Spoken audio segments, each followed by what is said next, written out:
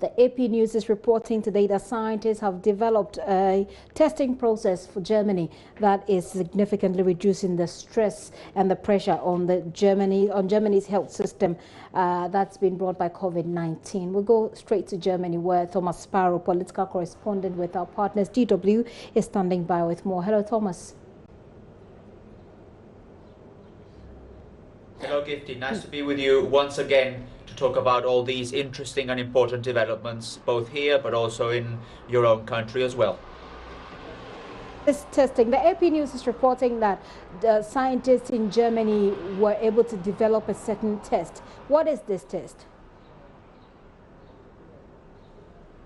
Something very interesting, Gifty, about the situation in Germany is that Germany has a high number of infected people, around 80,000. But if you look at the death rate, at the numbers of people who have actually died, that is comparatively low. It doesn't reach the 1,000. And if you compare that with other countries in Europe, that is very, very low.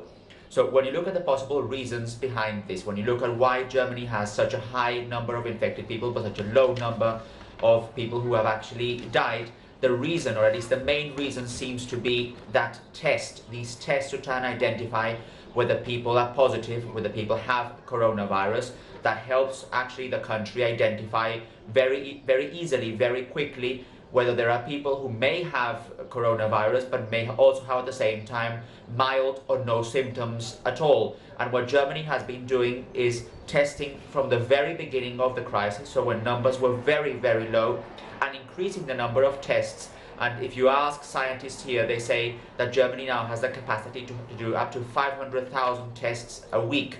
And again, that is more than other countries. There are other reasons as well that explain why Germany may have that very low death rate, and that also includes obviously the health system here and the fact that Germany has many more intensive care beds than other similar countries in Europe. And so are these tests any different from the usual tests that are being conducted around the world? Is there anything different that Germany is doing?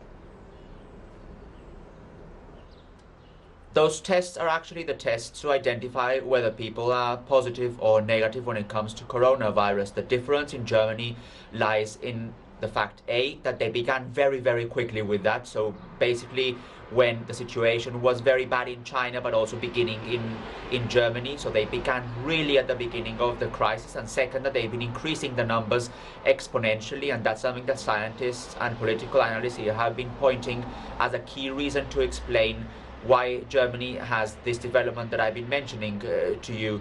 So it's the very high number of tests and the fact that they began with those tests very quickly. I don't know if other countries are doing it exactly the same, for example, in Africa, or how Ghana is carrying out those tests, but at least from the German perspective, this seems to be a key reason why. If you compare Germany to other European countries, it may have a very high number of infected. In fact, Germany is among the top 10 countries of infected cases, but at the same time, if you look at those who have died, that remains comparatively low.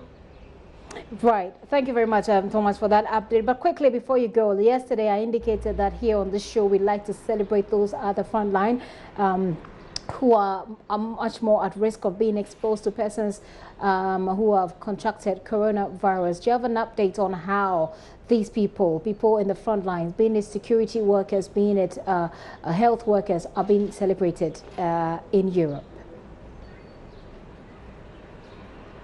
They're being celebrated across Europe by, for example, clapping at a specific time, applauding the work that they're doing. But something interesting, Gifty, is that what many of these healthcare workers are asking for is much more than simply applause. What they're saying now is that they've been asking for a long time for higher salaries, for example. Obviously, now they're on the spotlight and they're saying, you can realize how important our work is, and that realization of the importance of our work should come hand in hand, not only with applause, but also with better wages. So that's one element that's being discussed here in Germany, but in general in Europe, you can see that there is an understanding of the risks involved by those people, of the work that they're doing, and specifically of how important, how essential the work that these people are carrying out to keep us all safe and to be able to reduce those numbers of infected people and those who are affected, to try and treat them as good as it's possible given the current circumstances. Thomas, thank you for today's update. We'll come to you again tomorrow for more.